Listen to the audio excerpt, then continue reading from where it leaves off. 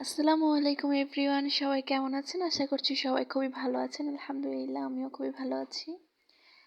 আজকে চলে আসলাম নতুন একটি রান্নার ভিডিও নিয়ে। আমার ভিডিওগুলো যদি আপনাদের কাছে ভালো লেগে থাকে আমাকে ফলো করে পাশে থাকবেন। তো চলুন কথা না বাড়িয়ে চলে যাই মূল ভিডিওতে। আজকে আমি কলার তরকারি রান্না করব, যেটা আমি কখনোই রান্না করিনি। মেয়ে হওয়ার পরে দু একবার খেয়েছি, আমার পছন্দও ছিল না তেমন। সেই থেকেই ইচ্ছে যে কলা তরকারি খাওয়ার, কিন্তু রান্না করতে পারি না। তারপর নিজের মন মতো একটা রেসিপি বানিয়ে নিলাম। তো প্রথমে মাছ দিয়ে যেহেতু রান্না করবো, মাছগুলো ভালোভাবে ভেজে নিয়েছি। মাছগুলো ভেজে নেওয়ার পর আমি কলা, আলু, পেঁয়াজ, মরিচ, মানে যা যা উপকরণ লাগবে সেগুলো কেটে নিয়েছি।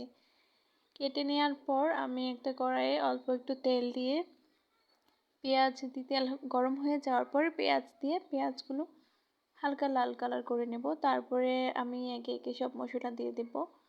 লবণ, হলুদ, আপনারা আপনাদের স্বাদ মতো লবণ দিতে পারেন। আমি তরকারিতে লবণ কম খাই। তারপরে হচ্ছে মরিচের গুঁড়া, ধনিয়া গুঁড়া, আদা রসুন বাটা, কাঁচা মরিচ, এইসব দিয়ে মশলাটা ভালোভাবে কষিয়ে নেব।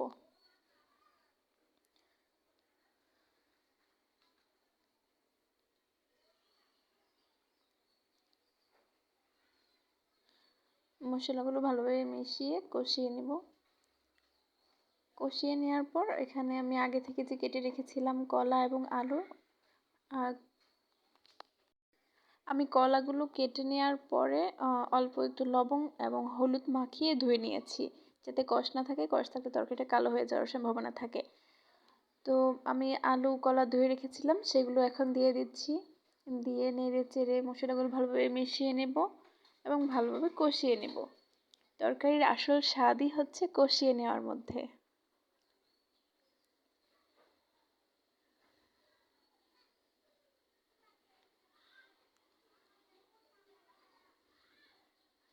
এখানে আমি এলাচ তেজপাতাও ব্যবহার করেছিলাম, ভালো ঘ্রাণ আসবে সেই জন্য। আপনারা চাইলে স্কিপ করে যেতে পারেন। এই তো আমার কষিয়ে নেওয়া হয়ে গিয়েছে। তারপরে আমি এখানে পানি অ্যাড করব। আপনারা যে যতটুকু ঝোল পাতলা বা ভারী খেতে চান ততটুকুই পানি ব্যবহার করবেন। আমি খুব বেশি পানি রাখবো না, তাই অল্প একটু পানি দিয়েছি। অল্প একটু পানি দিয়ে তারপরে একটা বলক ওঠার পর আমি উপর থেকে মাছগুলো দিয়ে দেব। মাছগুলো দিয়ে হালকা নেড়ে চেড়ে নিব। এই তো হয়ে গেল আমার কলার তরকারি।